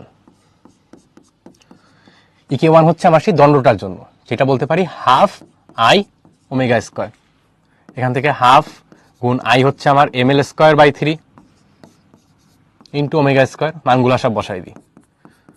হাফ ইন্টু এম কত দেয়া আছে, 0.5 ভরের, তার মানে into 0.5 into L square, L সম্ভবত 1 দেয়া, কোথায়, আচ্ছা 1 মিটার দেয়া, L into 1 square by 3 into omega square. আচ্ছা একটা জিনিস দেখো, ওমেগা কিন্তু 60 বসাই দিও না কিন্তু, আবার 60 কি দেয়া আছে, এটা হচ্ছে 60 রেভলিউশন পার মিনিট দেয়া তোমাকে, এটা কিন্তু এসআই একক না, তাহলে এটাকে অবশ্যই এসআই এককে নিতে হবে আগে। তাহলে ওমেগা 1 সমান আমরা কি বলতে পারি, এখানে ওমেগা 1 সমান হচ্ছে 60 রেভলিউশন পার মিনিট, বা এভাবে করতে পারো এটাকে। ওমেগা 1 সমান কি বলা যায়, আমরা 2 পাই এন বাই টি আমরা জানি। এইটার মানে কি, 60 সেকেন্ডে 60 বার ঘুরতেছে, তার মানে 2 পাই গুণ ঘুরতেছে কতবার, 60, কত সময়, 60 সেকেন্ড সময়। তাহলে কৌণিক বেগ কত পাচ্ছি আমরা, 2 পাই রেডিয়ান পার সেকেন্ড। এটা হচ্ছে প্রথমটার কৌণিক বেগ। দ্বিতীয়টার কৌণিক বেগ একইভাবে আমরা বের করে রাখি, ওমেগা 2, এটা কতভাবে ঘুরতেছে, মিনিটে 70 বার, তার মানে এটা সমান হচ্ছে আমাদের 70 রেডিয়ান পার সেকেন্ড। একইভাবে তো, সরি এটা রেডিয়ান পার সেকেন্ড না, রেভলিউশন পার মিনিট। একইভাবে এটার মতো করে করবা, করলে এটা সম্ভবত আসবে হচ্ছে 14/6, 14 pi by 6 radian per second. এটা 2 নাম্বার দিয়ে রাখলাম। আচ্ছা এবার আসি আমাদের মেইন অঙ্কে। এটার বদলে আমরা বলতে পারি 2 পাই স্কয়ার। ক্যালকুলেটর বসাবা, করে টোরে সম্ভবত 3.3 আসবে, এটা 3.3 জুল। এটা নিজেরা করে আমাকে একটু জানাও 3.3 আসে কিনা। একইভাবে সেকেন্ডটা বের করি, ইকে টু হচ্ছে আমাদের সেই এই দণ্ডটার জন্য একইভাবে সূত্রটা একই, half I omega square, half into এটার আই সমান কি, half M R square into omega square. Omega আগের থেকে বের করে রাখছি, মানগুলো বসাই, হাফ গুণ, দেখো এবার আসি ভর আর ব্যাসার্ধ। কি বলছে দেখো তো, দণ্ডটা ছিল, সেই দণ্ডটাকে সমান ব্যাধের একটি পাতলা চাকতিতে পরিণত করছে। দণ্ডটা কিন্তু কাটেনি, কিছু করেনি, দণ্ডটাকে জাস্ট চাকতি বানাই দিচ্ছে, তার মানে ভর তো সেম থাকবে, তার মানে ভর বলতে পারি আমরা 0.5। ব্যাসার্ধ কত, দণ্ডটিকে দৈর্ঘ্যের সমান ব্যাসের, তার মানে দৈর্ঘ্য ছিল 1 মিটার, নতুন যে চাকতি বানাইছি তার ব্যাস হচ্ছে 1 মিটার, তার মানে এইটা হচ্ছে 1 মিটার আমাদের। তার মানে এখান থেকে আর সমান কি বলতে পারি আমরা, আর সমান হচ্ছে আমাদের 0.5 মিটার, ব্যাসের অর্ধেক। তার মানে আর এর বদলে আমরা লিখবো 0.5 ইন্টু 0.5 এর স্কোয়ার, গুণ হচ্ছে ওমেগা। ওমেগা কত বের করে রাখছিলাম আমরা, 14π/6, তার উপর আবার আরেকটা স্কোয়ার। এটা করলে সম্ভবত 1.68 আসবে, দেখো এটা আসে কিনা। হ্যাঁ কাছাকাছি আর কি এরকম আসবে। আচ্ছা এটা যদি আসে তাহলে এবার তো বোঝা হয়ে গেল এখানে কি বলা আছে আমাকে, EK1 কার থেকে বড়। EK1 হচ্ছে EK2 থেকে বড়।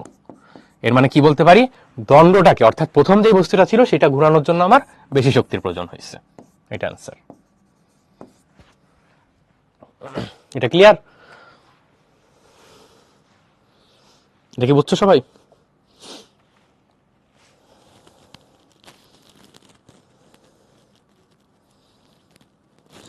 দিবা জিজ্ঞেস করতেছে সূত্র বোঝা বেশি গুরুত্বপূর্ণ নাকি অঙ্ক করতে পারাটা, দুইটাই গুরুত্বপূর্ণ। তুমি সূত্র না বুঝে তো অঙ্ক করতে পারবা না, দুইটাতেই সমান ইম্পর্টেন্স দিতে হবে। কোনোটা একটা যদি না পারো তাহলে তুমি ভালো করতে পারবা না। আগে সূত্র বুঝে নিবা, সূত্র তো আর বারবার বোঝা লাগে না, সূত্র হচ্ছে একবার বা দুইবার বুঝলেই হয়ে যায়। আর অঙ্ক হচ্ছে তারপর একদম পরীক্ষার আগ পর্যন্ত প্র্যাকটিস করতে হবে।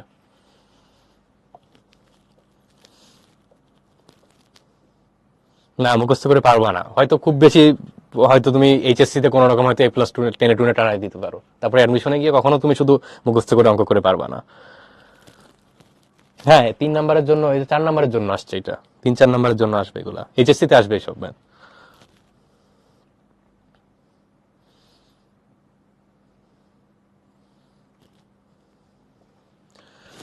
আচ্ছা আচ্ছা, ওমেগা দুইটা আবার বের করতে,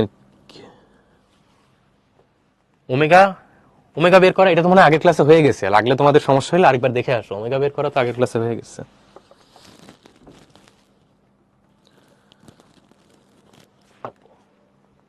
আর টর্ক কিভাবে শূন্য বুঝবা, বল কিভাবে শূন্য বুঝো, এটা বারবার জিজ্ঞেস করতেছে। বল কিভাবে শূন্য বুঝো, কোনো সিস্টেমের উপর বল কখন জিরো হয়, যখন তোমাকে বাইরে থেকে ঠেলতেছো না বা কিছু দিচ্ছ না, সোজা কথা। এখানে একটা সিস্টেম আছে, এখানে কি চাকরিতে পরিণত করতেছে, ঘুরাচ্ছে, বা এটা অবশ্য বলবেগের সংরক্ষণ সূত্র না, পৃথিবীর ক্ষেত্রে বিবেচনা করো, পৃথিবীকে কি আমি বাইরে থেকে ঠেলতেছিলাম নাকি, পৃথিবীর উপর বল শূন্য, বল শূন্য হয়েছে যেই কারণে টর্ক সেই কারণে শূন্য, বস্তুকে ঘুরতেছে না। সোজা কথা, বস্তুকে ঘুরানোর জন্য এমন কোনো বল দিচ্ছ না যাতে বস্তুটাকে ঘুরে যাচ্ছে বা এর ঘূর্ণন গতির চেঞ্জ হচ্ছে, তাহলে টর্ক শূন্য তখন। আচ্ছা সরবো, আচ্ছা তুলে নাও, তারপরে অঙ্কে যাচ্ছি।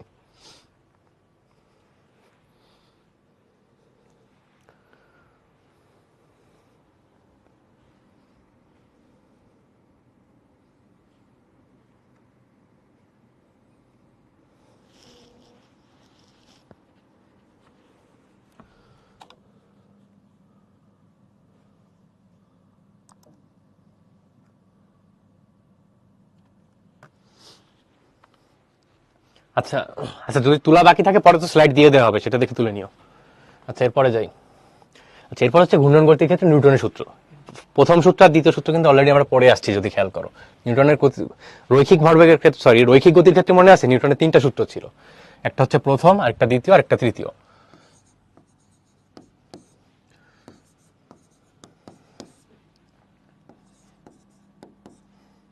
একটু মনে করে দেখো, আজকেই কিন্তু দ্বিতীয় সূত্রটা শিখছি। দ্বিতীয় সূত্র রৈখিক ভরবেগের ক্ষেত্রে কি ছিল, এফ সমান হচ্ছে ডিপি/ডিটি, অর্থাৎ রৈখিক ভরবেগের পরিবর্তনের হার হচ্ছে আমার বলের সমান। এটা হচ্ছে ঘূর্ণন গতির ক্ষেত্রে। ঘূর্ণন গতির ক্ষেত্রে তাহলে দ্বিতীয় সূত্র কি হবে, টর্ক। টর্ক সমান হচ্ছে আমার সেই ডিএল/ডিটি। এটাই নিউটনের গতির দ্বিতীয় সূত্র, যে কৌণিক ভরবেগের পরিবর্তনের হারই হচ্ছে টর্ক, হচ্ছে কৌণিক ভরবেগের পরিবর্তনের হার সমানুপাতিক, এবং কৌণিক ভরবেগের পরিবর্তন যেই দিকে হবে টর্ক সেই দিকে ক্রিয়া করবে। রৈখিকের জায়গায় শুধু সব কৌণিক লাগাই দিবা, তাহলেই হয়ে গেছে। প্রথম সূত্র কিন্তু অলরেডি করে আসছি। রৈখিক গতির ক্ষেত্রে প্রথম সূত্র কি, যদি বাহ্যিক বল 0 হয়, স্থির বস্তু চিরকাল স্থির থাকবে, গতিশীল বস্তু চিরকাল গতিশীল থাকবে। এটাও কিন্তু আমরা করে আসছি একটু আগে। দেখো তো, টাউ ইজিক্যাল টু যখন 0 হয়েছিল তখন আমরা কি বলছিলাম, L1 ইজিক্যাল টু L2 বলছিলাম না। এর মানে কি, L1 0 হইলে L2 ও 0 হবে, মানে স্থির বস্তু কি হবে, চিরকাল স্থির থাকবে। স্থির বস্তু চিরকাল স্থির থাকবে।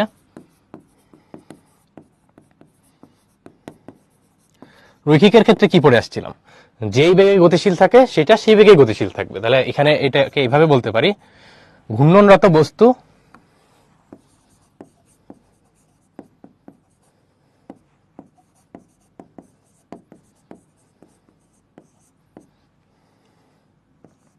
সমকৌণিক বেগে ঘূর্ণয়মান থাকবে।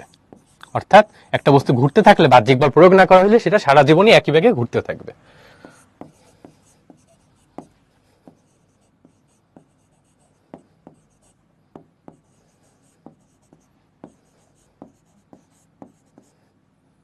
এটা অবশ্যই যদি টর্ক যখন শূন্য হয় তখন, এটা কিন্তু ইম্পর্টেন্ট। অর্থাৎ বাহ্যিক বল বা বাহ্যিক টর্ক যখন শূন্য হবে তখন। এবার প্রথম দ্বিতীয়টা এখন দেখে আসছি। তৃতীয় সূত্র একই রকমই। এর ক্ষেত্রে কৌণিক ভরবেগ রৈখিক ভরবেগের ক্ষেত্রে আমরা কি দেখছিলাম, F1 = -F2 না? প্রতিটি ক্রিয়ারই একটি বিপরীত প্রতিক্রিয়া আছে, বা প্রতিটি বলেরই একটি বিপরীত ও সমমানের বল কাজ করে। তাহলে এখানেও ঠিক সেরকম, টর্কের জন্য টর্কের বিপরীত এবং সমমানের টর্ক কাজ করবে। অর্থাৎ এফ এর জায়গায় শুধু টাও লিখবো, এইটাই কথা, আর কিছু না। Tau tau minus tau two, just.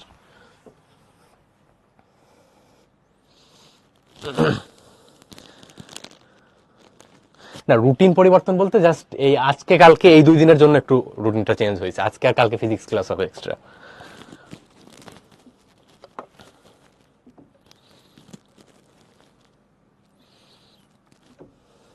আচ্ছা, এটা যদি ক্লিয়ার থাকে, এখান থেকে তেমন কোশ্চেন আসে না, খুব বেশি আসলে হয়তো খতে রেয়ারলি দিতে পারে। আচ্ছা, এক মিনিট দাঁড়াও।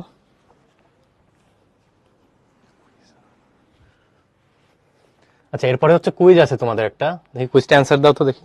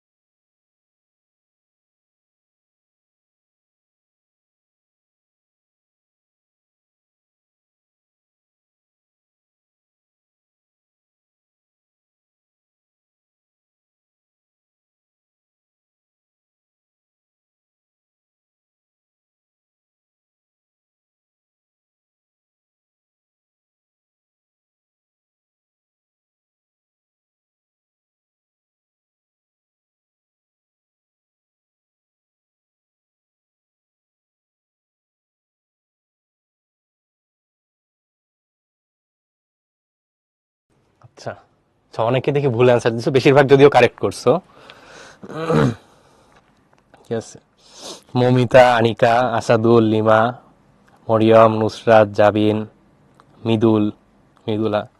হ্যাঁ, ভালো, সমস্যা নাই, এটা কনসেপ্ট ক্লিয়ার থাকে, এটা খুব বেশি কঠিন না। আচ্ছা, যারা কারেক্ট অ্যান্সার দিচ্ছ তারা তো আছে, আর যারা ভুল করছো বা হয়তো কোনো কারণে বুঝতে পারোনি তাদের জন্য আরেকবার রিক্যাপ করি। সেটা হচ্ছে, এখানে মেইনলি নিউটনের প্রথম সূত্রই বলা হয়েছে যে বাহ্যিক টর্কের লব্ধি শূন্য।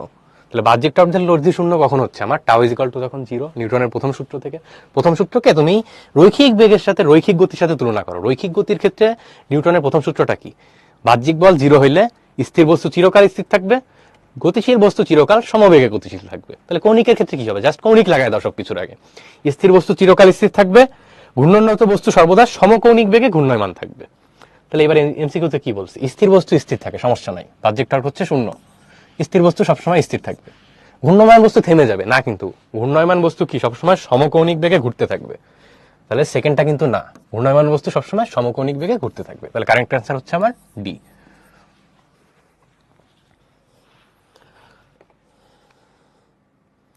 আচ্ছা, এরপরে কি আছে,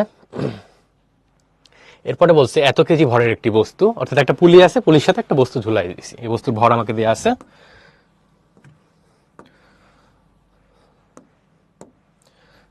যেটা আমাকে বলা আছে 10 কেজি।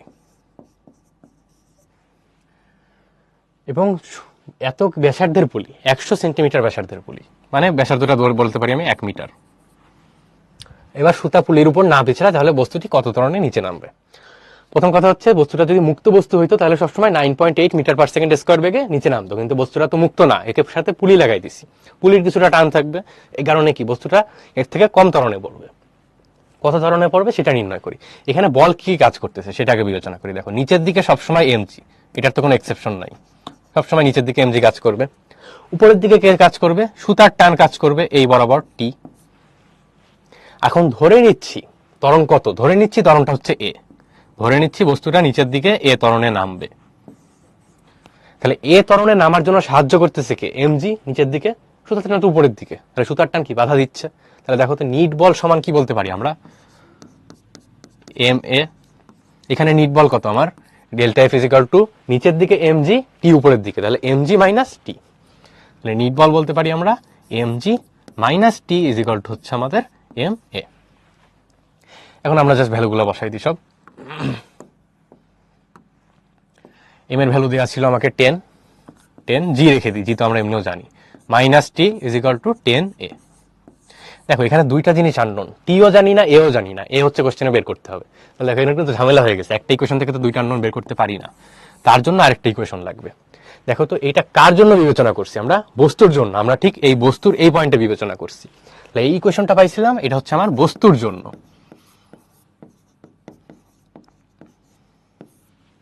এখন আমরা আসব পুলির জন্য। দেখো পুলিটা ছিল এইভাবে, এখন আমরা বস্তুর কথা ভুলে যাব, আমরা শুধু পুলির দিকে তাকাই। পুলির সাথে নিশ্চয়ই সুতা লাগানো ছিল।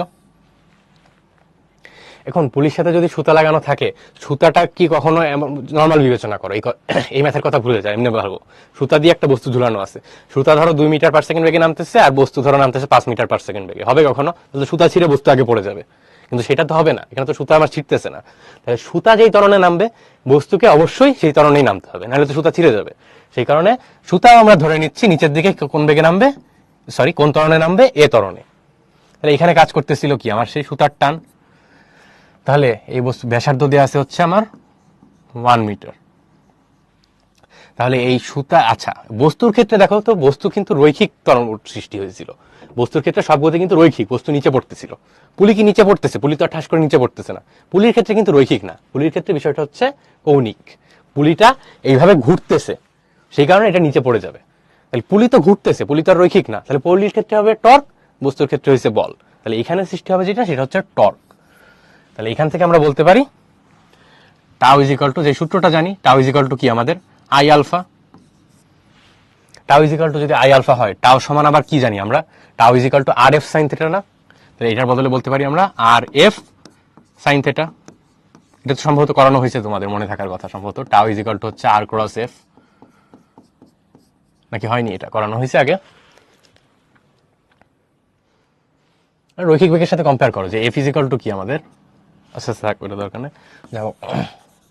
টাউ ইজিক্যাল টু হচ্ছে আর এফ, তাহলে এখান থেকে টাউ এর মানটা বলতে পারি r F sine theta is equal to হচ্ছে আমাদের আই আলফা। আই কত এখানে দেখো তো, এই যে একটা নিরেট চাকতি না, পুলি তো একটা নিরেট চাকতি, চাকতিটা এইভাবে ঘুরতেছে না, দেখো তো এই এটা হচ্ছে আমার অক্ষ, আমার এই পেন্সিলটা হচ্ছে অক্ষ, এইভাবে এই অক্ষ সাপেক্ষে যদি ঘুরে, এটা কি চাকতি সেই লম্ব অক্ষ সাপেক্ষে ঘুরতেছে যেটা কেন্দ্র দিয়ে যায়। তাহলে এখানে আই ইজিক্যাল টু কত আমরা বলতে পারি? Half M r square.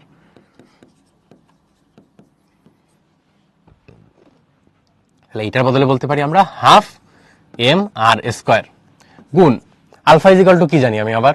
Alpha is equal to a by r না? তাহলে আমরা বলতে পারি এ বাই আর। এখান থেকে এবার শুধু সব ভ্যালুগুলো বসাই দিই। দেখো থিটা কত আমাদের? অবশ্যই 90 ডিগ্রি। এদিক হচ্ছে সুতার টান কাজ করতেছে, এদিক হচ্ছে ব্যাসার্ধ, বা এদিক হচ্ছে ত্বরণ, এদিক হচ্ছে ব্যাসার্ধ তোমার। তাহলে ত্বরণ যেদিকে সুতার টানের বল সেই দিকে, তাহলে কোনটা কত আমার? 90 ডিগ্রি।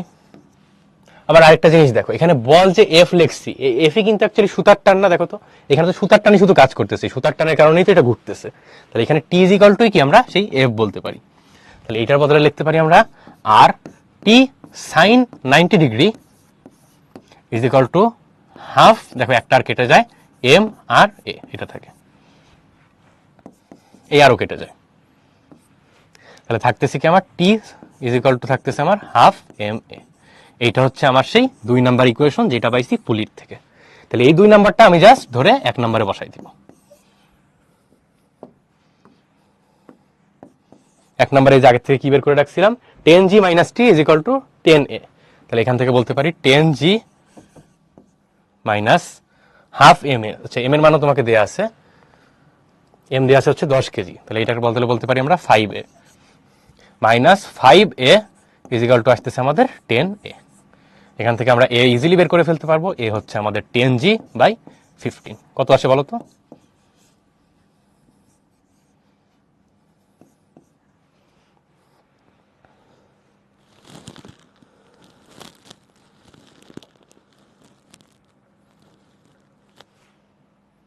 একটু ক্যালকুলেট করে বলো। সম্ভবত 6.66 সামথিং সম্ভবত আসার কথা, এরকম কিছু একটা আসবে মনে হয়। 6.67 বা 68 এরকম কিছু একটা আসবে। এটা হচ্ছে আমাদের অ্যান্সার। ভালোভাবে লিখি।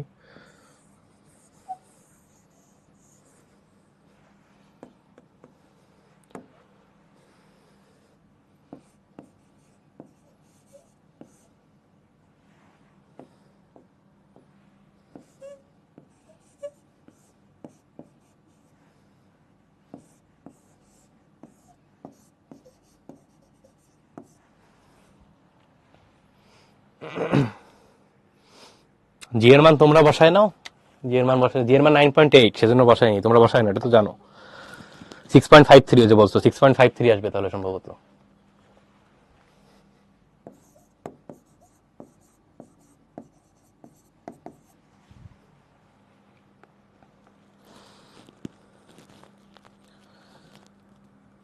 আচ্ছা, 2 নাম্বারটা আবার রিক্যাপ করবো না? আচ্ছা, প্রথমটা দেখো, প্রথমটাতে অলরেডি করে আসছো রৈখিক বেগের ক্ষেত্রে পুলি নামা উঠা। 2 নাম্বারটা আরেকবার একটু রিক্যাপ করি। সেটা হচ্ছে 2 নাম্বারে দেখো আমরা এখানে টর্ক কেন নিচে, আগে এটা বুঝো। রৈখিক বস্তু যখন নিচে নামতেছিল রৈখিক জিনিস সৃষ্টি হয়েছে, পুলি তো আর নিচে নামতেছে না, পুলি হচ্ছে জায়গায় ঘুরতেছে। তাহলে এখানে হচ্ছে টর্ক আসবে, এখানে বল আসবে না। এখানে রৈখিক বল না, এখানে কৌণিক বল বা টর্ক আসবে। টর্ক সমান কি জানি, আই আলফা। এখানে কি লিখছিলাম আমি, sorry, F is equal to m a. এখানে হচ্ছে টর্ক, টর্ক হচ্ছে T is equal to I alpha. Just replace করছি, এম এর বদলে আই, এর বদলে আলফা। এবার জাস্ট সব মান বসাই দিচ্ছি। তাও সমান কি জানি, আর এফ সাইন থেটা। আই আলফার জায়গায় আই এর মান বসাইছি, আলফার জায়গায় এ বাই আর, কারণ এ তো আমার ওই ইকুয়েশনের সাথে ম্যাচ করা লাগবে, সেই কারণে আলফাকে এ বাই আর হিসেবে লিখছি। এখানে আসতেছে আর এফ সাইন থেটা, এবং এফ আর টি এখানে সমান, কারণ এখানে বল কোনটা, এই বলই তো এখানে সুতার টান, আর তো কোনো বল কাজ করতেছে না। তাহলে এখানে হচ্ছে আর এফ সাইন থেটা। এখানে আইফ এর বদলে লিখবো টি, এবং থেটা তো 90 ডিগ্রি, দেখতেইছো আর এবং টি এর মধ্যে কোন কত, 90 ডিগ্রি। তো বসায় টসায় দুইটা ইকুয়েশন পাইছি, সোজা কথা। এই আগে একটা ইকুয়েশন পাইছিলাম, এখানে একটা ইকুয়েশন পাইছি। এখান থেকে আমরা এ বের করে ফেলছি। তোমরা চাইলে এখান থেকে টিও বের করতে পারো, যদি কোশ্চেনে টি চাই তখন টি বের করবা।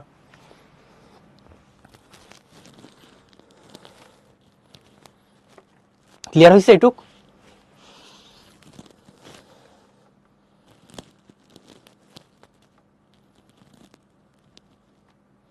তো ক্লাস শেষ হয়ে যাবে, বেশি নাই আর, মনে হয় 2টা বাতি একটা ম্যাথ আছে। আচ্ছা, ক্লিয়ার। আচ্ছা, মূল বই কতটুক পড়বা? এখানে স্লাইড পড়বা, আর সাথে মূল বই তোমার মানে এই রিলেটেড টপিক টর্কের আগ পর্যন্ত পড়লেই হবে। কৌণিক ভরবেগের বইতে দেখবে আলাদা করে লেখা আছে কৌণিক ভরবেগ দিয়ে যে টপিকটা, শুধু ওইটা পড়লেই হবে আজকে। আচ্ছা, এরপরে কি আছে? সুষম চাকতি তার কেন্দ্রগামী লম্ব অক্ষ সাপেক্ষে ঘুরছে, চাকতির ব্যাসার্ধ আর, চাকতির ভর এম।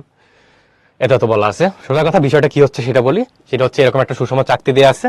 সুষম চাকতিকে আমি যদি, ধরো এই যে হচ্ছে চাকতি, আমি যদি এইভাবে বল প্রয়োগ করি, এটা তো সে এইভাবে ঘোরা শুরু করবে। এখন এইখানে যে কাজটা করছি আমি, এক সাইড থেকে এইদিকে করতেছি, আরেক সাইড থেকে এইদিকে করতেছি। তাহলে লব্ধি বলের মতো লব্ধি টর্ক হবে। সেই লব্ধি টর্কের কারণে আমার হচ্ছে একটা গণিক ত্বরণ সৃষ্টি হবে। সেইটা তোমাকে এখন নির্ণয় করতে হবে। তার জন্য ইনফরমেশন কি দেওয়া আছে তাই দেখো। F2 এর মান কত হলে t ইজ ইকুয়াল টু এত সেকেন্ড পরে ঘড়ির কাঁটার বিপরীত দিকে এত কৌণিক বেগ সৃষ্টি হবে। দেখো, বল প্রয়োগ করা, টর্ক প্রয়োগ করো, কখনো তোমার ডিরেক্ট বেগ সৃষ্টি হয় না, ত্বরণ সৃষ্টি হয়। ত্বরণের কারণে বেগ বেড়ে বেগের সৃষ্টি হয়। তাহলে এখানে আমার ত্বরণটাকে নির্ণয় করে ফেলতে হবে। ত্বরণটা কিভাবে নির্ণয় করতে পারি? রৈখিক বেগের ক্ষেত্রে জেনে আসছো কি, v is equal to U plus AT না? এখানে হচ্ছে কৌণিক বেগ, আমি শুধু রিপ্লেস করে দিই। v এর ইকুইভ্যালেন্ট কি বলতে পারি আমি এখানে? v এর ইকুইভ্যালেন্ট হচ্ছে ওমেগা। ইউ তো আগের থেকে 0, কারণ এটা স্থির ছিল প্রথমে। এর বদলে লিখবো আলফা, টি তো টি থাকবে। এখান থেকে আলফাটা বের করে ফেলবো, যে আমার এই বেগ পাইতে হইলে আমার কত ত্বরণ সৃষ্টি করতে হবে, এটাকে বের করব। এই কৌণিক বেগ পাইতে হলে কৌণিক ত্বরণ যেটা লাগবে সেটা হচ্ছে ওমেগা বাই টি, যেটা হচ্ছে আমার 250 বাই 1.25, যেটাকে আমি বলতে পারি 200 রেডিয়ান পার সেকেন্ড স্কয়ার। এটা 1 নাম্বার দিয়ে রাখলাম। এরপরে আসি আরেকটা সেকেন্ড পার্ট। সেকেন্ড পার্টে কি বলছে, F2 এবং F1 দুইটা বল প্রয়োগ করছি। বল প্রয়োগ করার কারণে এই বেগটা প্রাপ্ত হয়েছে কোন দিকে প্রাপ্ত হয়েছে, ঘড়ির কাঁটার বিপরীত দিকে। ঘড়ির কাঁটার বিপরীত দিক কোনটা, আবার এইটা ঘড়ির কাঁটার বিপরীত দিক না? দেখো তো কোন বলটা আমি ঘড়ির কাঁটার বিপরীত দিকে প্রয়োগ করছি। F2 প্রয়োগ করছি ঘড়ির কাঁটার বিপরীত দিকে, F1 প্রয়োগ করছি ঘড়ির কাঁটার বিপরীত, ঘড়ির কাঁটার দিকে। তাহলে লব্ধি বল বা সাহায্য করতেছে কোনটা, অবশ্যই F2। F2 কারণে এইদিকে যাচ্ছে, ওইটার কারণে বিপরীত দিকে যাইতে যাবে। তাহলে F2 জন্য ধরে নিচ্ছি আমি টর্ক সৃষ্টি হচ্ছিল T2, F1 এর জন্য ধরে নিচ্ছি আমি টর্ক সৃষ্টি হয়েছে T1। তাহলে সেই আমরা আবার রৈখিক বেগের সাথে তুলনা করব। রৈখিক বেগের ক্ষেত্রে আমরা কি জানতাম, সেই F = ma, del F = ma, এটা জানতাম আমরা। তাহলে এটার সাথে জাস্ট কৌণিক বেগ এবার কম্পেয়ার করবো। কৌণিক বেগের ক্ষেত্রে তাহলে আমরা কি লিখতে পারবো, কৌণিক বেগের ক্ষেত্রে লিখতে পারি হচ্ছে ডেল টাউ = আমাদের আই আলফা। ডেল টাউ মানে কত, tau two minus tau one. কারণ টাউ টু হচ্ছে এই কৌণিক ত্বরণে সাহায্য করতেছে, একই দিকে আছে। টাউ ওয়ান হচ্ছে বিপরীত দিকে আছে। বল যেদিকে প্রয়োগ করবার টাউ তো ওই দিকেই নিয়ে যাবে। তাহলে এই ডেল টাউ এর বদলে বলতে পারি tau two minus tau one = হচ্ছে আমাদের আই আলফা। দেখো আই সে আগের বারের মতো কেন্দ্রগামী লম্ব অক্ষ সাপেক্ষে ঘুরতেছে নীরের চাকতি। সে আই হচ্ছে তোমার আই হচ্ছে নিচে লিখি হাফ mr²। এটার বদলে লিখতে পারি half mr² into alpha. Alpha আগের থেকে বের করে রাখছিলাম। আর এই পাশে আসি এবার, টাও সমান কি জানি, RF sin থিটা। এটার বদলে লিখে বলতে পারি না RF2 sin থিটা, ব্যাসার্ধ তো সব জায়গায় 1, মাইনাস RF1 sin থিটা। দেখো আর আছে হচ্ছে এইদিকে, এফ প্রয়োগ করছে এইদিকে, মধ্যবর্তী কোণ কত আমার 90 ডিগ্রি। তাহলে থিটা হচ্ছে 90 ডিগ্রি। দেখো আর একবারে কমন নিয়ে নি, আর সাইন থিটা কমন নিয়ে নি, আর sign 90 degree F2 minus F1 = বলতে পারি হাফ mr² আলফা। এবার শুধু ভ্যালুগুলো বসাবো আমি। সাইন 90 তো 1 হয়ে গেছে, আর এর মান দেওয়া ছিল আমাকে 0.02 গুণ F2 এর মান হচ্ছে তোমাকে বের করতে বলছে যে কি পরিমাণ বল প্রয়োগ করলে F2 = হচ্ছে ওয়াট, বস্তুটা ওই ত্বরণ প্রাপ্ত হবে। তাহলে F2 এর মান আমরা বের করব। F1 এর মান কত আমাকে কোশ্চেনে দেওয়া আছে 0.1, এটা বলতে পারি 0.1 = হাফ গুণ এমও দেওয়া আছে আমাকে 20 গ্রাম মানে 0.02 ইন্টু r² মানে 0.02 এর স্কয়ার ইন্টু আলফা। আলফা আমরা একটু আগে বের করে আসছি কত 200। আচ্ছা তাহলে এখান থেকে আমরা কি পাবো, F2 এর মানটা শুধু বের করে ফেলবো। F2 এর মানটা আমি আর বের করা দেখাচ্ছি না, সব মান দেখো বসানো আছে, শুধু আমরা F2 এর মান জানি না। এখান থেকে করলে খুব সম্ভবত দেখো 0.14 নিউটন আসার কথা।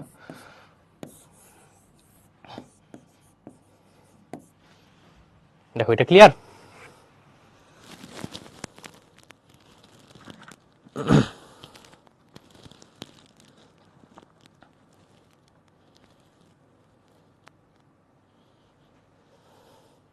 আচ্ছা রিক্যাপ আবার করবো, সমস্যা নেই, এটাকে তুলে নাও।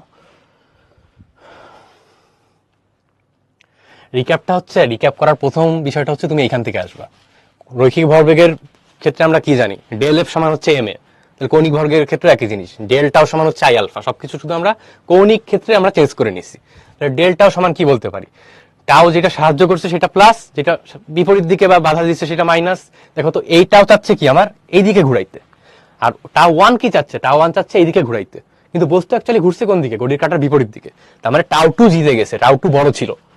টাও টু মাইনাস টাও ওয়ান যেটা, সেটা হচ্ছে ডেল টাও। এই ডেল টাও সমান হচ্ছে আমাদের হবে আই আলফা।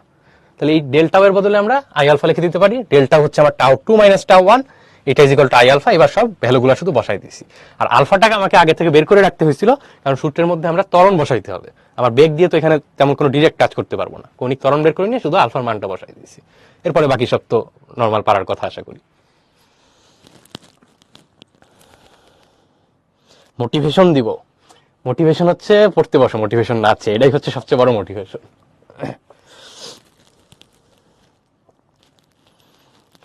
এত প্রেশার নেওয়ার দরকার নেই, জাস্ট হালকা পাতলা পড়ো, রেগুলার পড়ো। রেগুলার পড়লে তোমার যত গ্যাপ থাক বা ই থাক কখনোই খারাপ করবে না। শুধু ডেইলির পড়ার টাইমটা ঠিক রাখো। তোমার ডেইলি 10 ঘন্টা পড়ার দরকার নাই, 2 ঘন্টা পড়ো, কিন্তু রেগুলার পড়বা, ঠিক করে পড়ার টেবিলে বসে পড়বা, এক হাতে ফোন নিয়ে পড়বা না, এইটাই।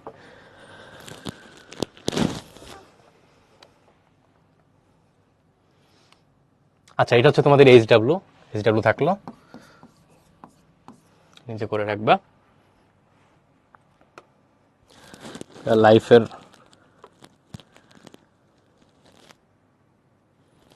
পড়তে না ইচ্ছা করলে মোটিভেশন কেমন দিব? তুমি পড়বা তাহলে না আমি মোটিভেশন দিব। মোটিভেশনের জন্য তোমার অ্যাডমিশনের একটা টার্গেট আছে না? মোটিভেশনের জন্য এক কাজ করবা, প্রতি সপ্তাহে একবার করে সেই বুয়েটের বা ঢাকা মেডিকেলের একটা করে ভিডিও দেখবা ক্যাম্পাসে, তাহলে মোটিভেশন এমনি চলে আসবে।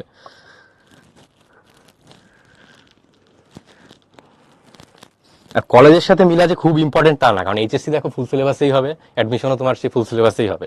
সুতরাং কলেজের সাথে যে খুব মিলায় গাইতে হবে এমন কোনো কথা না। তুমি যেইটা পড়তেছো সেটা ভালো করে পড়বা, এটা হচ্ছে কথা।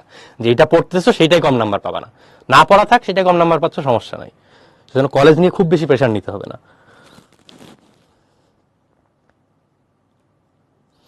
আচ্ছা, এই পর্যন্ত কোনো টপিক রিক্যাপ করা লাগবে বা কোনো প্রবলেম আছে? যদি না থাকে তাহলে এখানে শেষ করব। সবাই একটু কমেন্ট করো। ক্লিয়ার এই পর্যন্ত সব?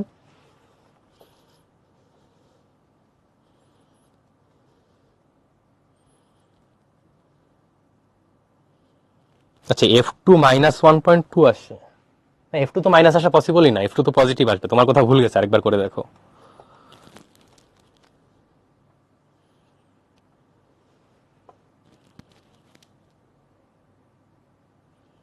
আচ্ছা, তো বেশিরভাগই কোনো প্রবলেম নাই।